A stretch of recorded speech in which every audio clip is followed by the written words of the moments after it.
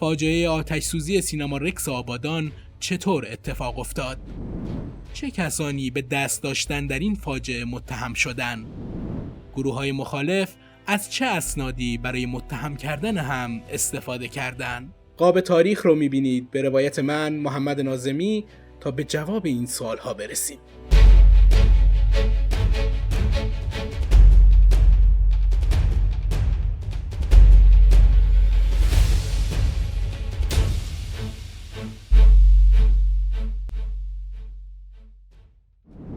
آتش‌سوزی سینما رکس آبادان یکی از تراژیک‌ترین و بحث برانگیزترین وقایع تاریخ معاصر ایرانه که شب 28 مرداد 1357 اتفاق افتاد.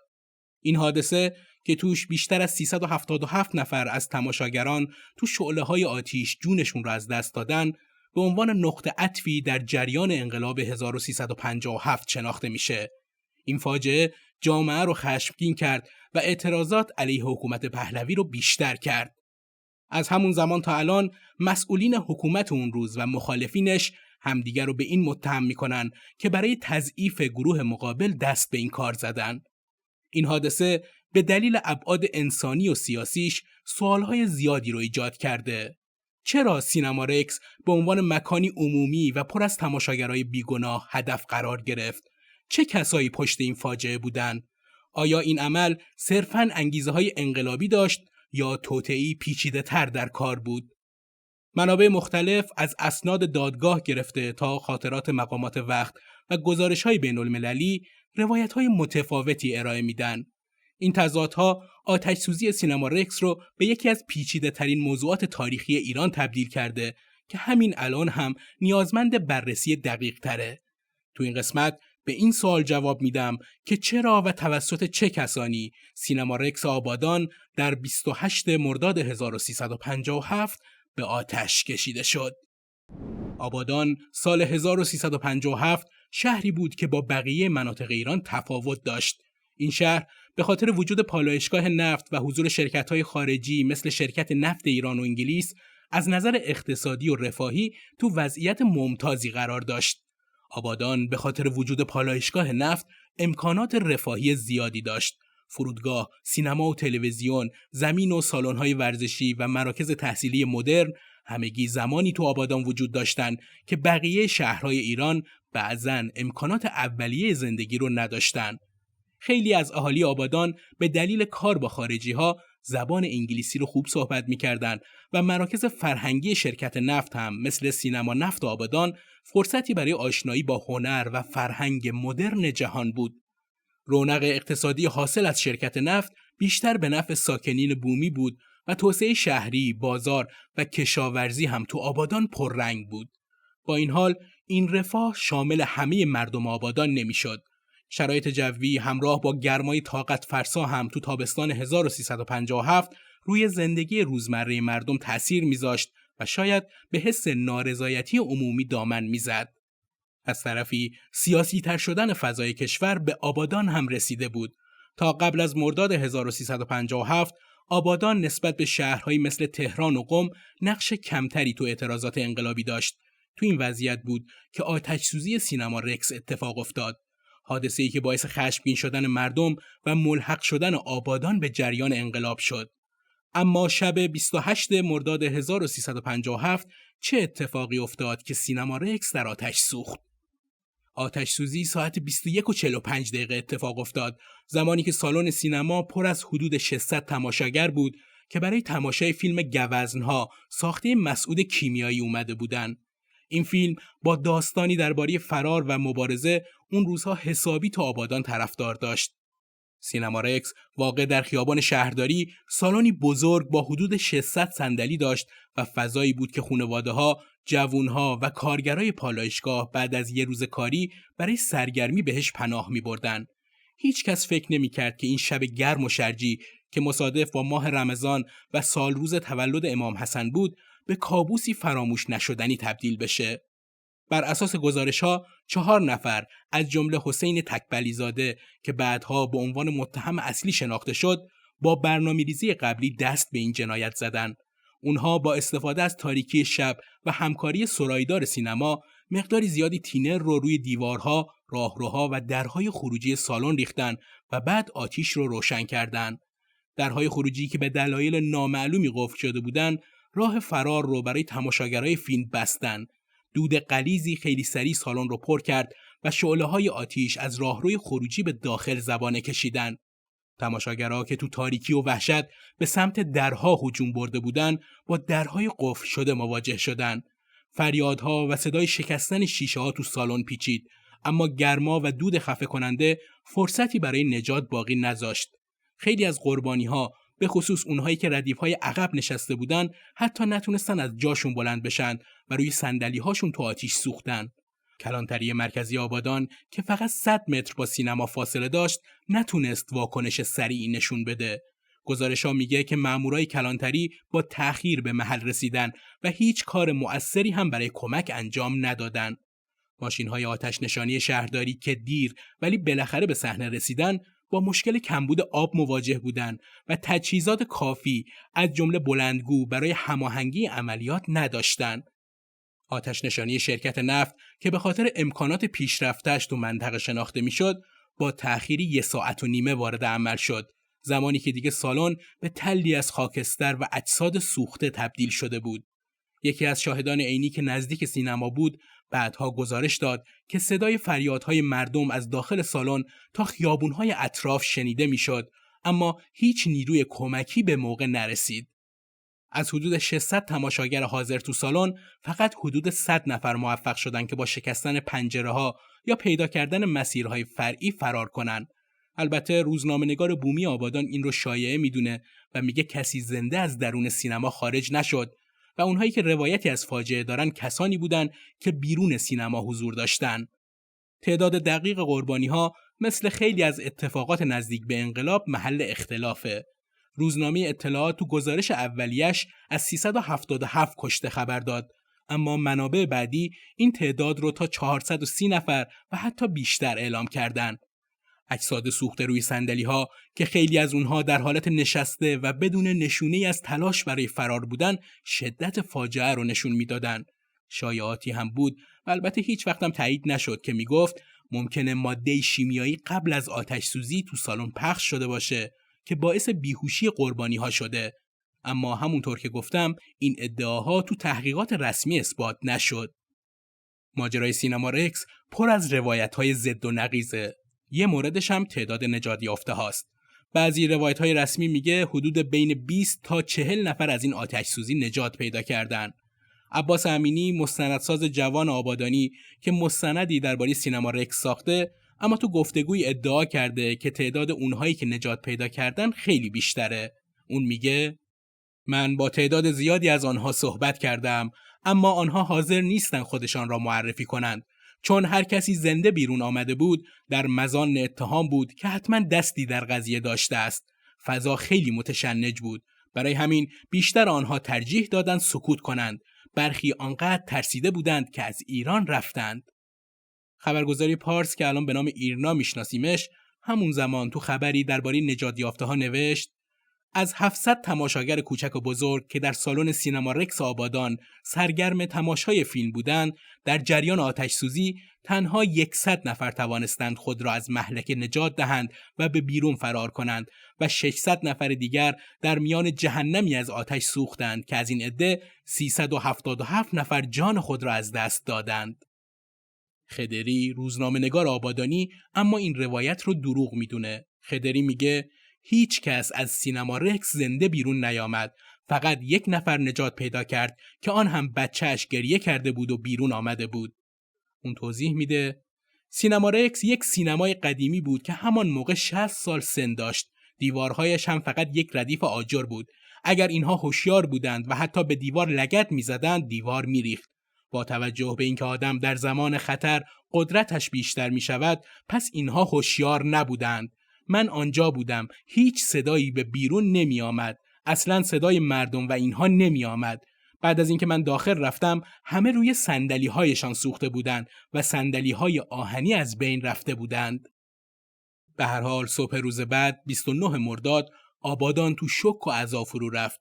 حدود 15,000 نفر از مردم شهر از جمله خانواده‌های قربانی‌ها تو گورستان آبادان برای تشییع جنازه دور هم جمع شدن. پرچم‌های قرمز و مشکی تو خیابون‌ها نصب و اعلامیه‌هایی تو سطح شهر پخش شد که ساواک سازمان اطلاعات و امنیت حکومت پهلوی رو مسئول این فاجعه میدونست. سرتیپ رزمی رئیس شهربانی آبادان همون روز تو تلویزیون ظاهر شد و این آتش‌سوزی رو خرابکاری دونست. اما توضیحاتش نه تنها خشم مردم رو کم نکرد، بلکه شایعات درباره دخالت حکومت رو تقویت کرد. گروهی از جوانها تو مراسم تشییع شعارهای علیه حکومت پهلوی و ساواک سر دادن، از جمله رزمی نامی برای سرکوب، نامی برای سرپوش، که نشون میداد صحبت‌های رئیس شهربانی به هیچ وجه مردم رو قانع نکرده. اما دستگیری مظنونین و متهمین این فاجعه از همون دوران پهلوی شروع شد و از عجایب روزگار هم این بود که دادگاهش در زمان جمهوری اسلامی برگزار و احکام صادر شد.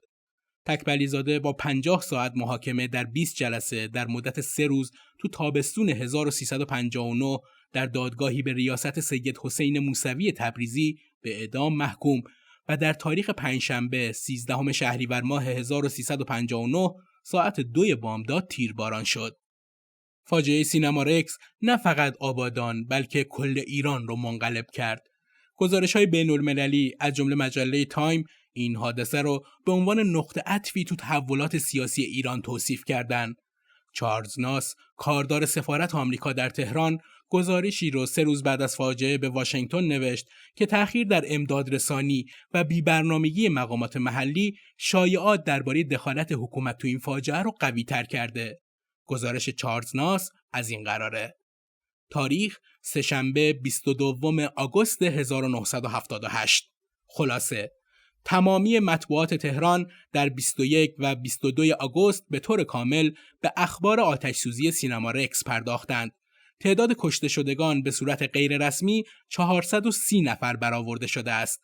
جزئیات هنوز مشخص نیست. مقامات میگویند که تروریست‌ها دور تا دور سینما گازوئیل ریخته و سپس آن را شعله‌ور کردند، ولی برخی از شاهدان صدای انفجار شنیدند. مطبوعات همدردی و خشم مردم را گزارش می‌کنند. رهبران اپوزیسیون بدگمان هستند ولی اظهار نظر عمومی نمی‌کنند. گزارش‌هایی مثل این همراه با خشم عمومی باعث شد که شهرهای دیگه از جمله تهران، قم و مشهد شاهد تظاهرات گسترده‌ای در حمایت از مردم آبادان باشند. کرکره‌های دیسکوها و سینماها تو تهران پایین کشیده شد و کشور در سوگ عمیقی فرو رفت. آتش‌سوزی سینما رکس با تمام ابعاد تراژیکش و فارغ از مسببینش به نمادی از ناکارآمدی حکومت پهلوی تبدیل شد.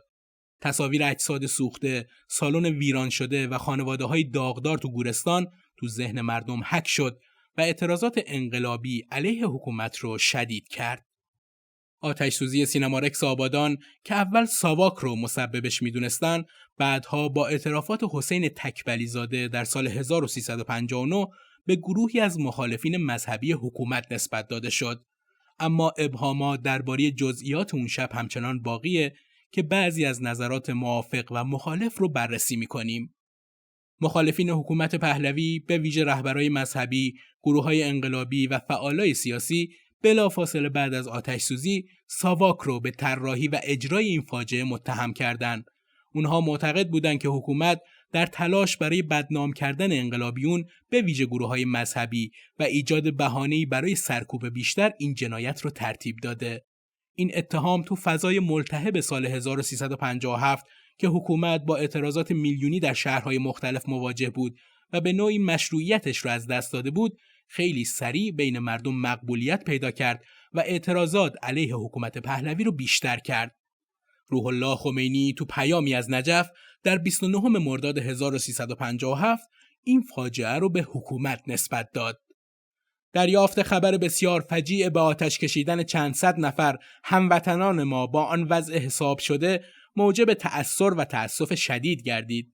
من گمان نمی کنم هیچ مسلمانی بلکه انسانی دست به چنین فاجعه وحشیانه‌ای بزند جز آنان که به نظایر آن عادت نمودند و خوی درندگی و وحشیگری آنان را از انسانیت بیرون برده باشد. من تا کنون اطلاع کافی ندارم، لکن آنچه مسلم است این عمل غیر انسانی و مخالف با قوانین اسلامی از مخالفین شاه که خود را برای حفظ مصالح اسلام و ایران و جان و مال مردم به خطر مرگ انداختند و با فداکاری از هم میهنان خود دفاع می کنند به هر مسلکی باشند نخواهد بود و قراین نیز شهادت می دهد که دست جنایتکار دستگاه ظلم در کار باشد که نهضت انسانی اسلامی ملت را در دنیا بد منعکس کند. آتش را به طور کمربند در سراسر سینما افروختن و بعد توسط مأمورین درهای آن را قفل کردن کار اشخاص غیر مسلط بر اوضاع نیست. گفتار شاه که تظاهر کنندگان مخالف من وحشت بزرگ را وعده می دهند و تکرار آن پس از واقعه که این همان وعده بوده است شاهد دیگری بر توطئه است، نه اینکه واقعا شاه یک غیبگوی بزرگ است. این پیام که به طور گسترده در اعلامیه‌ها و مساجد پخش شد به ابزاری برای تهییج مردم علیه حکومت تبدیل شد. جبهه ملی ایران تو اعلامیه دوم شهریور 1357 بعد از اشاره به اقدامات دولت در چند ماه قبل در مسیر ایجاد ارعاب و وحشت می‌نویسه: تسلسل این حوادث و تقارن این تبلیغات با حادثه آدمسوزی آبادان با توجه به ماهیت غیر انسانی آن بی اختیار هر شخص مطلع و بصیری را به یاد آتش‌سوزی مجلس رایشتاگ آلمان میاندازد که از طرف نازی‌ها برای استقرار قدرت خود ترتیب داده شده بود. حریق سینمای آبادان و قتل دلخراش 400 نفر از هموطنان ما اگر عمدی بوده باشد به طور مسلم قابل انتساب به جمعیت‌های مسلمان و افراد آزادیخواه و استقلال طلب ایران نمیتواند باشد. مهدی بازرگان بعدها تو کتاب انقلاب ایران در دو حرکت می‌نویسه: فاجعه سینما رکس که در آن صدها نفر زنده در آتش سوختند به نظر بسیاری از ما نتیجه توطئه رژیم برای ایجاد رعب و وحشت بود. رژیم می‌خواست با این جنایت انقلابیون را بدنام کند و مردم را از ادامه اعتراضات بترساند. حزب توده 1 سال بعد از فاجعه سینما رکس می‌نویسه: رژیم جنایت پیشه آریا مهری دست به یکی از ننگین‌ترین جنایات بشری زد. کارگزاران رژیم غارت و شکنجه با اجرای توطئه‌ای بیرحمانه و ددمنشانه ابتدا راه‌های فرار را بستند و آنگاه با فرستادن گاز مخصوصی که از اسرائیل آورده بودند سینمایی را که 1000 زن و مرد و پیر و جوان در آن سرگرم تماشای فیلمی بودند به آتش کشیدند. آدمکشان شاه مخلوع به دستور اربابان امپریالیست خود و در رأس آنها امپریالیست‌های جهانخوار آمریکایی که تازه لباس خدعه و فریب حقوق بشر را به تن کرده بودند، آنها بیش از 1000 نفر از مردم ستمدیده ایران را به زغال مبدل کردند. عباس سلیمی نمین، رئیس دفتر مطالعات و تدوین تاریخ ایران، تو مصاحبه‌ای در سال 1387 گفت: ساواک 4 معتاد و مواد فروشی را که در کمیته مشترک ساواک و شهربانی از آنان پرونده داشتند به کار گرفتند و معلوم نیست مواد مخدری مصرف کرده بودند که پس از دستور ساواک به داخل سینما رفتند. این معتادان اطلاع نداشتند که قرار است درها بسته شود و خیالشان راحت بود که با شروع آتش‌سوزی به سرعت از سینما خارج خواهند شد. یکی از آن معتادان از راه پشت بام سالن سینما توانست فرار کند. البته چند نفر اقدام به فرار از آن طریق کردند که الباقی سوختند و موفق نشدند. فریدون هویدا، سفیر ایران در سازمان ملل در دوره پهلوی، تو کتاب سقوط شاه می‌نویسه: فاجعه سینما رکس چه کار ساواک بوده باشد یا نه، بهانه‌ای برای حکومت شد تا مخالفان خود را به خشونت متهم کند، اما این استراتژی نتیجه معکوس داد و خشم مردم را علیه پهلوی دوچندان کرد. یکی از علت‌هایی هم که باعث شد مردم ایران شایعه دست داشتن شاه تو فاجعه سینما رکس آبادان رو باور کنن، ضعف مفرط حکومت تو اطلاع رسانی بود. داریوش همایون میگه: تا چندین روز پس از این فاجعه دولت ایران هیچ کس و هیچ گروهی را به عنوان متهم معرفی نکرد. فقط تیمسار رزمی، فرمانده شهربانی آبادان، 1 روز بعد از فاجعه گفته بود که این جنایت را مارکسیست‌های اسلامی مرتکب شدند. اما از دیدگاه مخالفان شاه خود تیمسار رزمی متهم اصلی بود که 3 روز بعد از فاجعه نیز به تهران فراخوانده شده بود. در 7 شهریور ماه نیز رادیو ایران اعلام کرد که عبدالرضا آشوری متهم اصلی فاجعه در عراق دستگیر شده است، اما پس از انتقال او به ایران مشخص شد که وی تعادل روحی ندارد و اعترافش به دست داشتن در این فاجعه به علت عدم تعادل روانی بوده است. در نتیجه دیگر هیچ خبری درباره او منتشر نشد. خبر رادیو درباره دستگیری متهم اصلی پرونده و سپس سکوت مطلق خبری درباره او مردم ایران را هرچه بیشتر متقاعد کرد که این جنایت کار خود شاه بوده است. اما بشنویم دلایل اتهامات علیه انقلابیون مذهبی و طرفداران خمینی رو. بعد از پیروزی انقلاب 1357 دادگاه‌های انقلاب و اعترافات متهمان به ویژه حسین تکبلی زاده روایتی متفاوت ارائه کردند که گروهی از انقلابیون مذهبی رو مسئول این فاجعه معرفی کرد. حامیان این دیدگاه ادعا می‌کنند که گروهی از مخالفان مذهبی حکومت پهلوی با انگیزه‌های سیاسی و مذهبی سینما رکس رو با آتش کشیدن تا حکومت رو تضعیف کنن و مردم آبادان رو که تا اون زمان کمتر تو اعتراضات انقلابی مشارکت داشتن به صف انقلاب بکشونن. اما پای تکبلی زاده چطور بعد از پیروزی انقلاب دوباره به این پرونده باز شد؟ اون قبل از بازداشت تو نامه‌ای با آیت الله خمینی نوشت: اینک که به خواست پروردگار بلند مرتبه و قیام تمام اقشار ملت طاغوت نابود شده و اسلام چهره پیروزمند و عدالت پرور خود را نشان داده است، من که قرار بود از سوی روحانیت مبارز این مأموریت چندشاور آتش زدن سینما رکس را به عهده داشته باشم، اینک با تغییر رژیم خودکامی محمد رضایی به جمهوری رهایی بخش اسلامی ساواکی معرفی شدم. اینک با این وضعی که برایم پیش آمده نمیتوانم برای امرار معاش خود و خانوادم اقدام به کار کردن کنم و نمیتوانم در جلسات ثمربخش روشنگرانه آیات اعظام و برادران سخنور حاضر شوم. تکبلی زاده این نامه رو یه جورایی برای براءت خودش از ساواکی بودن نوشت، چون خانواده‌های قربانی‌ها ساواک رو عامل فاجعه و تکبلی زاده رو عاملش میدونستن و همین باعث شده بود تحت فشار روانی قرار بگیره. شاید تکبلی زاده فکر میکرد که وقتشه از این برچسب رها بشه و به عنوان یه انقلابی به زندگی عادی برگرده. تکبلی زاده تو دادگاهی که بعد از انقلاب براش تشکیل میشه از ترک اعتیاد و آشناییش با برادران بذرکار و درباره چطور آتش زدن سینما میگه.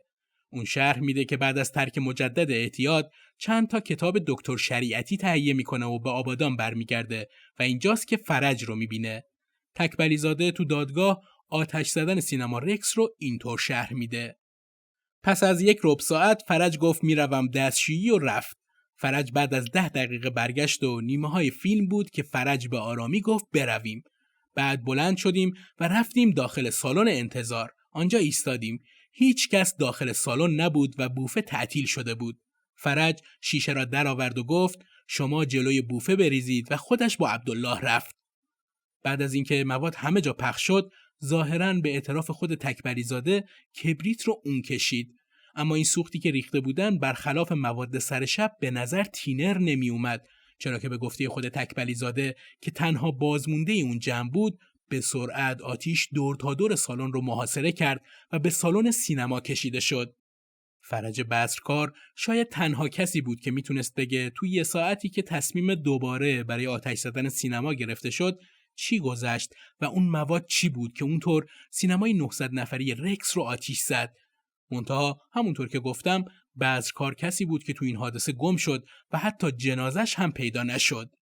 اینها اعترافات تکبلی زاده بود که البته قبل از انقلاب و چند روز بعد از فاجعه هم دستگیر شده بود. اعترافاتی که نقش ساواک رو حذف می‌کرد و اسم افراد و گروه‌های مذهبی رو به میون می آورد.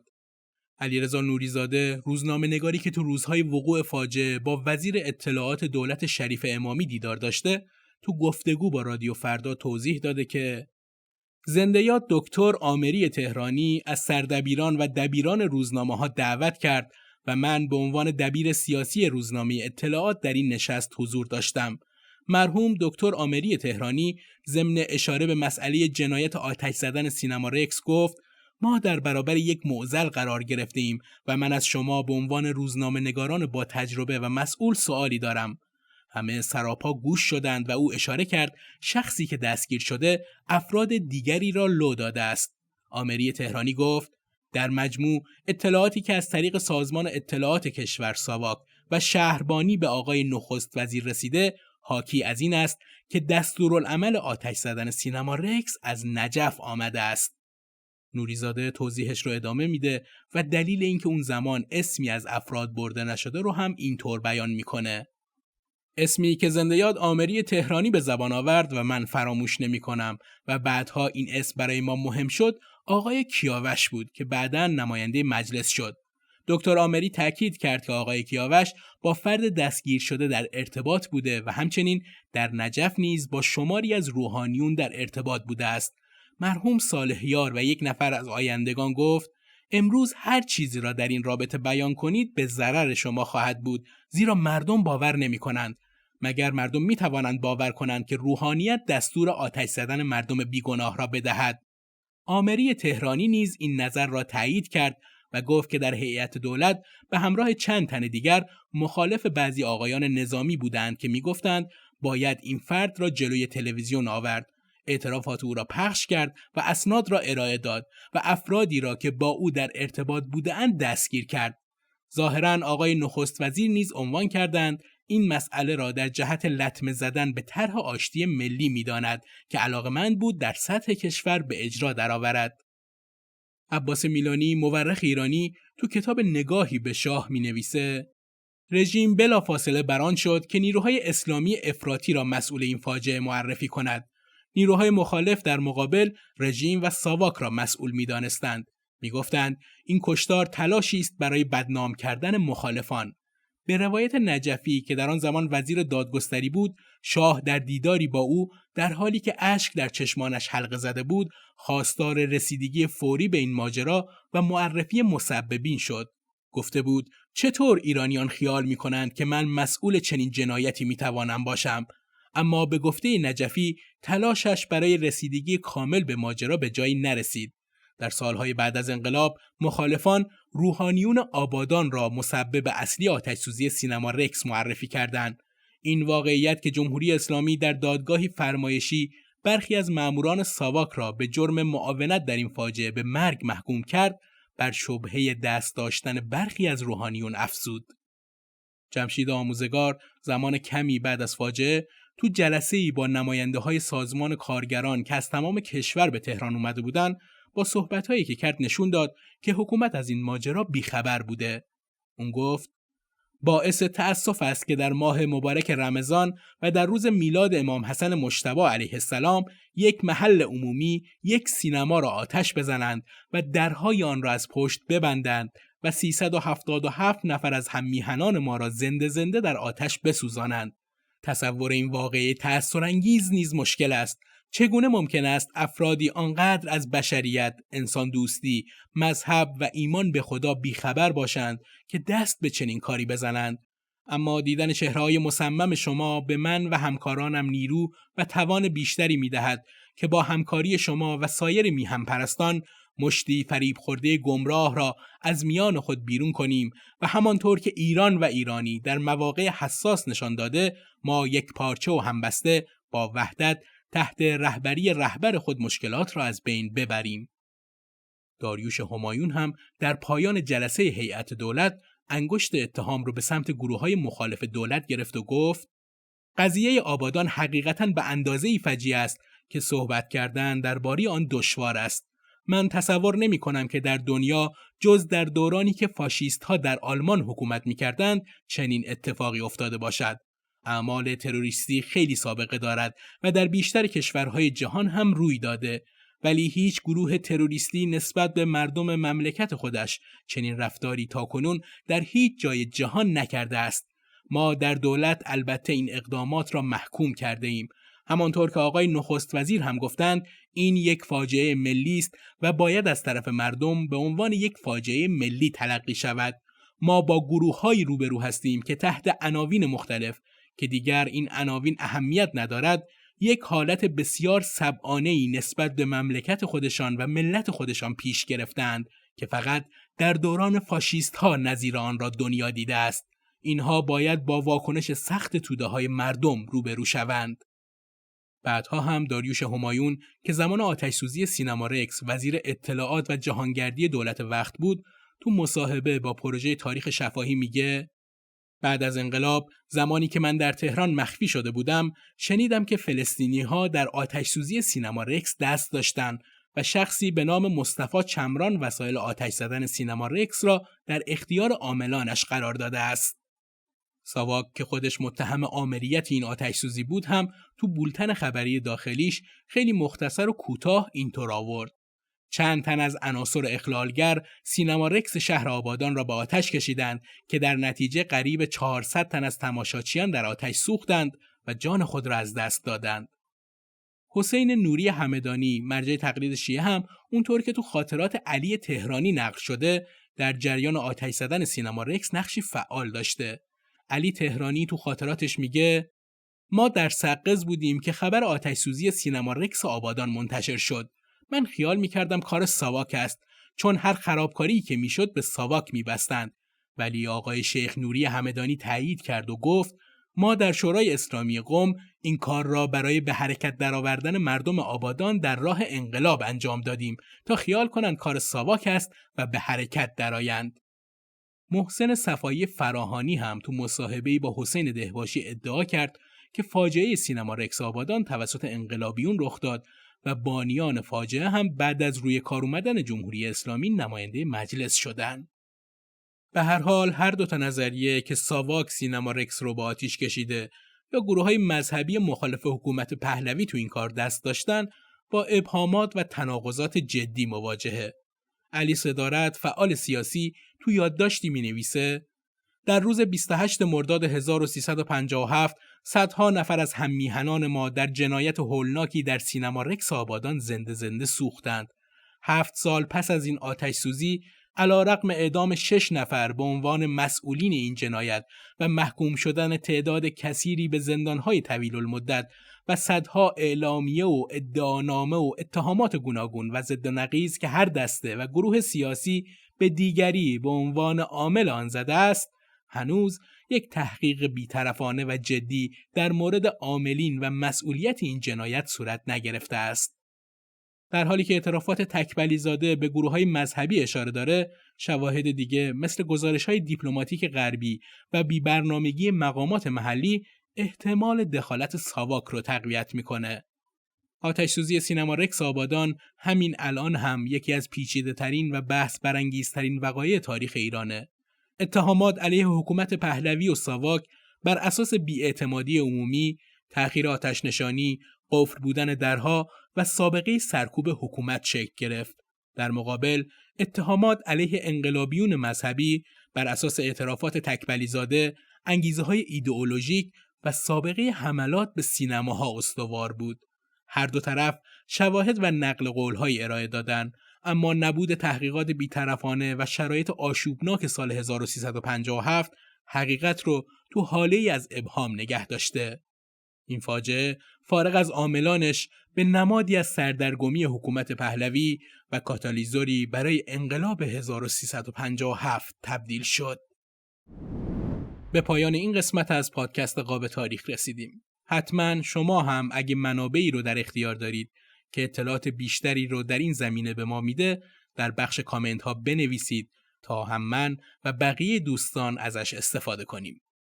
ویدئومون رو لایک کنید، کانال رو سابسکرایب کنید و زنگوله رو هم بزنید تا از انتشار قسمت‌های جدید با خبر بشید. حتما ویدئوی قاب تاریخ رو برای دوستانتون هم بفرستید تا همراهانمون در بررسی تاریخ معاصر ایران بیشتر بشه. ممنون از همراهیتون. خدا نگهدار.